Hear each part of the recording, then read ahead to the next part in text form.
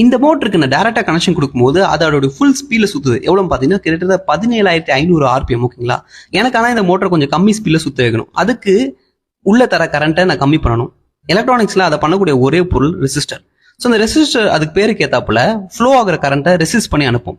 இந்த first resistor 1 kilo ohm capacity, second resistor 10 kilo ohm capacity. ஓகேங்களா? இந்த resistor நடுவில் இருக்க டிஃபரன்ஸ் நீங்க அது மேல வரைஞ்சிருக்கிற அந்த கலர் லைன்ஸை வச்சு கூட நீங்க சொல்லலாம். இப்போ நான் அதை 1 கிலோ ஓம் ரெசிஸ்டர் வழியா கனெக்ஷன் ஏற்படுத்தும் போது நீங்க நல்லாவே கவனிக்கலாம், அந்த மோட்டரோட ஸ்பீட் நல்லா குறைஞ்சிருக்கு. கிட்டத்தட்ட இப்போ வந்து 1050 ஆர்பிஎம்ல தான் அந்த மோட்டர் சுத்திட்டு இருக்கு. ஸோ டேரக்டாவே அந்த மோட்டர் ஸ்பீட் குறைஞ்சிருக்கு. இப்போ நான் இதுவே வந்து அந்த 10 கிலோ ஓம் ரெசிஸ்டர் வழியா அந்த மோட்டருக்கு கனெக்ஷன் கொடுக்கும்போது நீங்க பார்க்கலாம் அந்த ஸ்பீட் இன்னும் 10 மடங்கு குறையும் சொல்லிட்டு. ஸோ 1050 இருந்த ஆர்பிஎம் வந்து இப்போ வெறும் 112 ஆர்பிஎம் தான் சுத்துது. ஏன்னா அந்த ரெண்டு ரெசிஸ்டர் நடுவில் 10 மடங்கு பவர் டிஃபரன்ஸ் இருந்துச்சு.